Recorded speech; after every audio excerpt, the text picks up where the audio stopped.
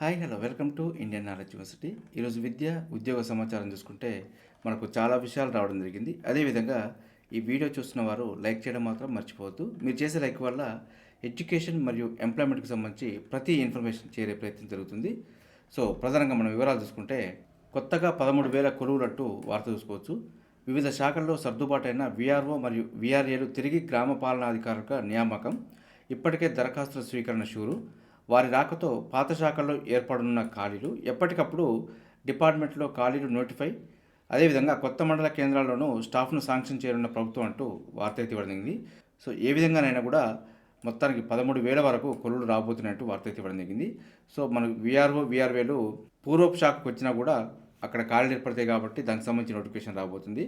ఒకవేళ ఇక్కడ ఫిలప్ కాకపోతే దీనికి సంబంధించి నోటిఫికేషన్ రాబోతున్నట్టు వార్త అయితే పడింది. సో దీనికి సంబంధించి అన్ని వివరాలు గతంలోనే చూస్తూ ఉన్నాం. సో ఈరోజు సంబంధించి చూసుకుంటే వచ్చేందుకు అంతగా ఆసక్తి చూపిస్తలేరంటూ వార్త అయితే పడడం జరిగింది.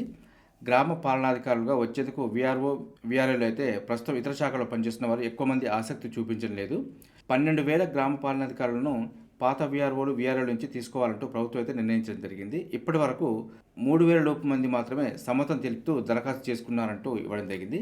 ఇంకొంతకాలం చూసి వాటికి సరిపడా పాత వాళ్ళు రాకపోతే ఆ ఖాళీలను డైరెక్ట్ రిక్రూట్మెంట్ ద్వారానే ప్రభుత్వం భర్తీ చేయాలంటూ భావిస్తుందంటూ ఇవ్వడం జరిగింది. వీఆర్ఓ వీఆర్ఏ వ్యవస్థపై ఎక్కువగా అవినీతి ఆరోపణలు ఉండటం, ఇప్పుడు మళ్ళీ గ్రామాల్లో అధికారులుగా ఉంటే ప్రమోషన్లు పెద్దగా రావని కొందరు భావిస్తున్నారంటూ ఇవ్వడం జరిగింది. అదే సమయంలో జాబ్ చార్ట్ కూడా పరిమితంగా ఉండడంతో ఉన్న శాఖల్లోనే కంటిన్యూ కావాలంటూ అనుకుంటున్నట్టయితే పేర్కొనడం జరిగింది. మున్సిపల్ శాఖలో వార్డు ఆఫీసర్గా కొందరు వీఆర్ఓలను నియమించారు. కొన్ని శాఖల్లో సీనియర్ అసిస్టెంట్గా సూపరింటెండెంట్గా కూడా నియమించడం జరిగింది. సో దీంతో ఆయా పోస్టులో సీనియారిటీ అదేవిధంగా ప్రమోషన్లు ఉండటంతో మళ్ళీ గ్రామ పాలనాధికారిగా వెనక్కి వచ్చేందుకు ఎక్కువ మంది ఆసక్తి చూపించలేదంటూ వార్త అయితే ఇవ్వడం జరిగింది. సో ఇదైతే కొంత వాస్తవం చెప్పుకోవచ్చు.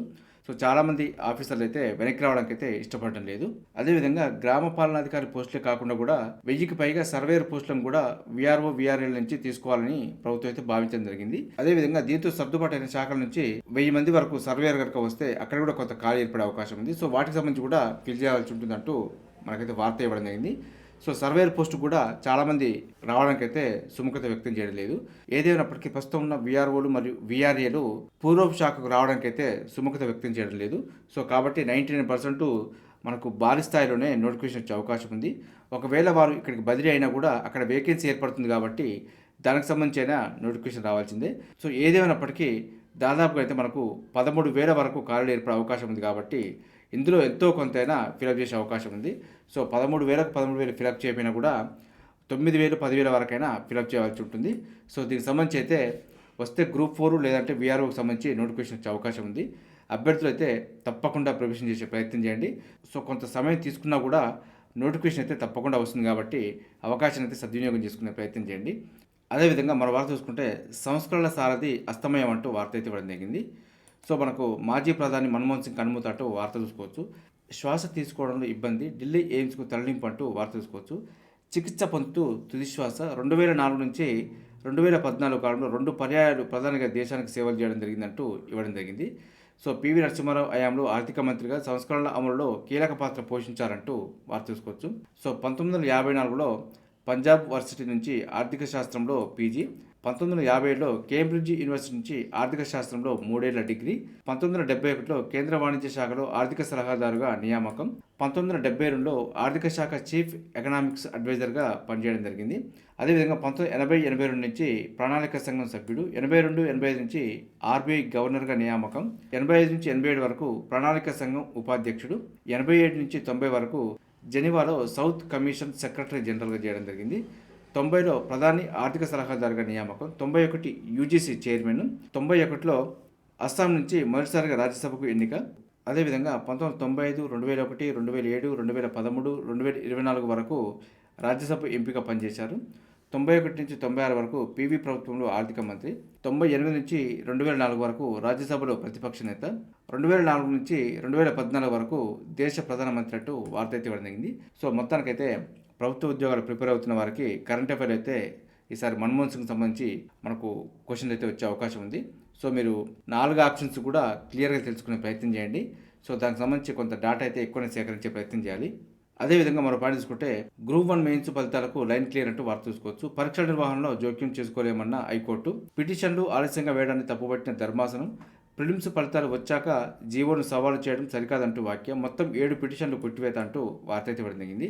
సో ఇది మనకు గ్రూప్ 1 మెయిన్స్కి సంబంధించి ఫలితాలకైతే లైన్ క్లియర్ అయింది.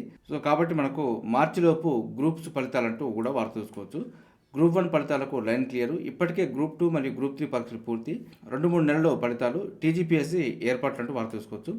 సో గ్రూప్ 1, గ్రూప్ 2, గ్రూప్ 3 పరీక్ష ఫలితాలను త్వరగా ప్రకటించి మార్చిలోపు అభ్యర్థులకు నియామక పత్రాలు ఇచ్చేందుకు తెలంగాణ పబ్లిక్ సర్వీస్ కమిషన్ అయితే ప్రణాళిక సిద్ధం చేస్తుంది. గ్రూప్ 1 ఫలితాలు వెల్లడించేందుకు టీజీపీఎస్సీకి హైకోర్టు అనుమతి ఇచ్చిన నేపథ్యంలో మరో 2-3 నెలల్లో ఫలితాలు వెలువడే అవకాశాలున్నాయి. ఇది 2011 సంవత్సరం తర్వాత టీజీపీఎస్సీ రాష్ట్రంలో గ్రూప్ 1 మెయిన్స్ పరీక్షలను అత్యంత పకడ్బందీగా నిర్వహించారంటూ వార్త ఇవ్వబడింది. అదేవిధంగా అఖిల భారత సర్వీసుల కోసం పరీక్షలు నిర్వహించే యూపీఎస్సీ తరహాలో టీజీపీఎస్సీ తీర్చిదిద్దాలనే లక్ష్యంతో ఈ నెల 18-19 తేదీలో అధ్యయనం కోసం అయితే టీజీపీఎస్సీ చైర్మన్ బృందం అయితే సందర్శించడం జరిగింది. సో మొత్తానికైతే మనకు మార్చిలోపు గ్రూప్ 1, గ్రూప్ 2, గ్రూప్ 3 ఫలితాలు అయితే రాబోతున్నాయి. అదేవిధంగా ఇన్ సర్వీస్ డాక్టర్ల పీజీ ఆశలు అడియాసలైనట్టు వార్త చూసుకోవచ్చు. ఇదైతే కొంత బాధాకరం అని చెప్పుకోవచ్చు. ఇతర రాష్ట్రాల్లో ఎంబీబీఎస్ చదివి తెలంగాణలో ఇన్ సర్వీస్ డాక్టర్లుగా ఉన్నవారి పరిస్థితి డోలాయమానం అంటూ వార్త చూసుకోవచ్చు. సో స్థానికంగా ఇక్కడ వారైనా కూడా ఎంబీబీఎస్ ఇక్కడ చేయకపోవడంతో వారైతే నాన్ లోకల్గా పరిగణించడం జరుగుతుంది. సో ఇతర రాష్ట్రాల వారు ఇక్కడ కనుక ఎంబీబీఎస్ చేస్తే వారు ఇక్కడ లోకల్గా పరిగణించడం జరుగుతుంది. కాబట్టి వీటిపైన 148, 149 జీవోలతోటి తెలంగాణ ప్రభుత్వం స్థానికులకు న్యాయం చేసే ప్రయత్నం చేయబోయింది. అయినా కూడా దీనిపైన హైకోర్టు ప్రభుత్వం యొక్క జీవోలను రద్దు చేయడంతో సుప్రీంకోర్టును ఆశ్రయించడం జరిగింది. సుప్రీంకోర్టులో మనకు వచ్చే నెల జనవరి 7న వాదనలకు సంబంధించి అవకాశం అయితే ఇవ్వడం జరిగింది. సో మరి ఏం జరుగుతుందనేది ఎంబీబీఎస్ విద్యార్థి అయితే కొంత ఆసక్తిగా ఎదురు చూడడం జరుగుతుంది. ఇది మనకు దీనికి సంబంధించి షెడ్యూల్ కూడా విడుదల చేయడం జరిగిందంటూ ఇవ్వడం జరిగింది. అదేవిధంగా సైనిక స్కూల్ కోరుకొండకు సంబంధించి నోటిఫికేషన్ రావడం జరిగింది. ఇందులో నర్సింగ్ అసిస్టెంట్కి సంబంధించి ఓబీసీ నాన్ క్రిమినల్ వాళ్ళకైతే అవకాశం ఉంది. సో ఇంట్రెస్ట్ ఉన్న వాళ్ళైతే 500 రూపాయలు డీడీ తీసుకొని అప్లై చేసుకునే ప్రయత్నం చేయండి. లాస్ట్ డేట్ వచ్చి 2025 జనవరి 16 అంటూ మనకు మెన్షన్ చేయడం జరిగింది. అదేవిధంగా మే తొలి వారంలో ఇంజనీరింగ్ సెట్ అంటూ వార్త చూసుకోవచ్చు. వారం రోజుల్లో తేదీలు ఖరారయ్యే అవకాశం, ప్రశ్నాపత్రం రూపకల్పనపై కసరత్తు షూరు, ఎంపిక చేసిన అధ్యాపకులపై నిరంతరం నిఘా అంటూ వార్త అయితే ఇవ్వడం జరిగింది. ఎంసెట్కి సంబంధించి అయితే షెడ్యూల్ తయారవుతుంది. మే తొలి వారంలో సెట్ అయితే రాబోతుంది. సో దీనికి సంబంధించి అప్డేట్ రాగానే మీకు అందించే ప్రయత్నం చేస్తాను. అదేవిధంగా టెట్ హాల్ టికెట్లు అప్లోడ్ మర్చారా అంటూ విద్యాశాఖపై అభ్యర్థుల ఆగ్రహం అంటూ వార్త చూసుకోవచ్చు. విద్యాశాఖ నిర్లక్ష్యంపై టెట్ అభ్యర్థులు తీవ్ర ఆగ్రహం వ్యక్తం చేస్తున్నారు.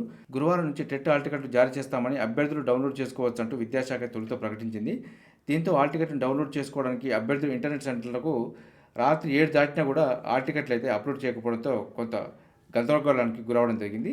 సో ఏదైనప్పటికీ నిన్న 7 తర్వాత అందుబాటులోకి రావడం జరిగింది. సో దీనికి సంబంధించి చూసుకుంటే మనకు 2025 జనవరి 8, 9, 10, 18 తేదీలో టెట్ పేపర్ 1, జనవరి 2, 5, 11, 12, 19, 20 తేదీలో పేపర్ 2 పరీక్షలు అంటూ ఇవ్వడం జరిగింది. 2 సెషన్లుగా ఉదయం 9 నుంచి 11:30 వరకు, మధ్యాహ్నం 2 గంటల నుంచి సాయంత్రం 4:30 వరకు అంటూ ఇవ్వడం జరిగింది. ఇది టెట్కు సంబంధించి. అదేవిధంగా ఉమ్మడి జిల్లాకు ఒక ఇంటర్ అకాడమిక్ ఆఫీసర్ అంటూ వార్త చూసుకోవచ్చు. రాష్ట్రంలోని జూనియర్ కాలేజీల బలోపేతంపై దృష్టి సారించిన సర్కారు అందుకు అనుగుణంగా ఉమ్మడి జిల్లాల వారీగా అకాడమిక్ ఆఫీసర్ నియమించింది. అధికారికంగా ప్రకటించడమే మిగిలిందంటూ వార్త చూసుకోవచ్చు. దీనిపైన ఉమ్మడి జిల్లాకు ఒక అధికారిని అయితే నియమించబోతుంది. సో జూనియర్ కాలేజీల యొక్క పర్యవేక్షణే వీరి యొక్క బాధ్యత అంటూ ఇవ్వడం జరిగింది. అదేవిధంగా మభ్యపెట్టే ప్రకటన చేసిన 3 కోచింగ్ సంస్థలకు జరిమానా అంటూ వార్త చూసుకోవచ్చు. సో తమ వద్ద శిక్షణ తీసుకున్న విద్యార్థులు పెద్ద సంఖ్యలో ఐఏఎస్, ఐపీఎస్ తదితర సివిల్ సర్వీసుల్లో విజేత అవుతున్నారంటూ తప్పుదోవ పట్టించేలా వాణిజ్య ప్రకటన ఇచ్చిన 3 కోచింగ్ సంస్థలకైతే 15 లక్షల వరకు జరిమానా విధించిందంటూ కేంద్ర వినియోగదారుల రక్షణ ప్రాధికార సంస్థ అయితే ఈ చర్యలు తీసుకున్నట్టు మనకు పేర్కొనడం జరిగింది. సో ఈ విధమైన తప్పుడు ప్రకటన చేస్తే కూడా చర్యలు తీసుకుంటుందంటూ మనకు ఇవ్వడం జరిగింది. అదేవిధంగా ఇంజనీరింగ్ ప్రమోషన్కు ఏకరూప విధానం అంటూ వార్త చూసుకోవచ్చు. దీనికి గల ప్రధాన కారణం వర్సిటీలో వేర్వేరు క్రెడిట్లు, త్వరలో ప్రభుత్వం తుది నిర్ణయం, ఇప్పటికే ఈ విద్యా సంవత్సరానికి డిటెన్షన్ విధానం ఎత్తివేత అంటూ వార్త చూసుకోవచ్చు. ఉస్మానియా మహాత్మాగాంధీ యూనివర్సిటీలో బీటెక్ విద్యార్థి ప్రథమ సంవత్సరం నుంచి 2వ ఏడాదికి వెళ్లాలంటే తొలి ఏడాదిలో దాదాపు 50% క్రెడిట్లు సాధించడం తప్పనిసరి. అదే జేఎన్టీయూహెచ్ అయితే 25% పాటిస్తే సరిపోతుందంటూ ఇవ్వడం జరిగింది. సో ఈ వ్యత్యాసాన్ని సరిచేయడం కోసం ఏకరూప విధానం అయితే తీసుకురాబోతుంది. అదేవిధంగా నకిలీ మీ సేవ వెబ్సైట్ నోటిఫికేషన్ నమ్మొద్దంటూ వార్త కూడా రావడం జరిగింది. కొంతమంది అనాధికార వ్యక్తులు కొత్త మీ సేవా కేంద్రాల ఏర్పాటుకు దరఖాస్తుల ఆహ్వానం అనే పేరిట నకిలీ ప్రకటనలు సృష్టించారంటూ ఇవ్వడం జరిగింది. వీటిని ప్రజలు ఎవరు నమ్మకూడదంటూ ఈ విధమైన ఫేక్ ప్రకటనలు నమ్మి మోసపోవద్దంటూ కూడా మనకు ప్రభుత్వం సూచించడం జరిగింది. అదేవిధంగా నావీ ముంబైలోని టాటా మెమోరియల్ సెంటర్లో 18 పోస్టులకు సంబంధించి నోటిఫికేషన్ వచ్చింది. ఆన్లైన్ దరఖాస్తు చివరి తేదీ జనవరి 24 వరకు ఉంది. అదేవిధంగా రైట్స్ లిమిటెడ్లో కూడా 25 ఖాళీలకు సంబంధించి నోటిఫికేషన్ రావడం జరిగింది. ఇంటర్వ్యూ తేదీ అయితే జనవరి 13 నుంచి 17 వరకు అంటూ పేర్కొనడం జరిగింది. అదేవిధంగా బెంగళూరులోని బెల్లో కూడా 5 పోస్టులకు సంబంధించి నోటిఫికేషన్ వచ్చింది. ఆన్లైన్ దరఖాస్తుకు చివరి తేదీ జనవరి 8 వరకు అంటూ ఇవ్వడం జరిగింది. వీటికి సంబంధించిన పూర్తి సమాచారం అయితే అఫీషియల్ వెబ్సైట్లో చెక్ చేసుకునే ప్రయత్నం చేయండి. అదేవిధంగా 317కు చరమగీతం పాడండి అంటూ ఉద్యోగ అభ్యర్థులు అయితే కొంత ఆందోళన వ్యక్తం చేయడం జరుగుతుంది. దీనికి సంబంధించి చూసుకుంటే 317 జీవో బాధితులపైన ప్రభుత్వం కనికరం చూపి డిసెంబర్ 31 లోపుగా సొంత జిల్లాలకు పంపించే ఏర్పాట్లను ప్రభుత్వం పూర్తి చేయాలంటూ ఎన్నో ఉద్యోగుల కుటుంబాలను విచ్ఛిన్నం చేసి మానసిక ప్రశాంతత దూరం చేసి యమపాశం లాంటి చీకటి జీవో పట్ల ఉద్యోగ ఉపాధ్యాయులు కన్నెర చేస్తున్నారంటూ వార్త అయితే ఇవ్వడం జరిగింది. సో దీనిపైన కాంగ్రెస్ ప్రభుత్వం సబ్ కమిటీ వేయడం జరిగింది. దానికి అనుగుణంగా చర్యలు కూడా చేపట్టే ప్రయత్నం జరుగుతుంది. చూసారుగా ఇది ఈ రోజు సంబంధించి విద్యా ఉద్యోగ సమాచారం. ఇదే విధంగా మన ఛానల్లో అయితే ప్రతిరోజు మార్నింగ్ రావడం జరుగుతుంది. వీటితో పాటు అడ్మిషన్ నోటిఫికేషన్స్ మరియు రిక్రూట్మెంట్ నోటిఫికేషన్ సంబంధించి కూడా ఎప్పటికప్పుడు అప్డేట్ సమాచారం అయితే మీకు అందించే ప్రయత్నం చేస్తున్నాను. మన ఛానల్ చూస్తున్న వారు సబ్స్క్రైబ్ చేసుకొని ఫాలో అవుతూ ఉండండి. ఈ వీడియో వస్తే లైక్ చేయండి, షేర్ చేయండి, సబ్స్క్రైబ్ చేసుకోవడం మాత్రం మర్చిపోద్దు. Have a nice day.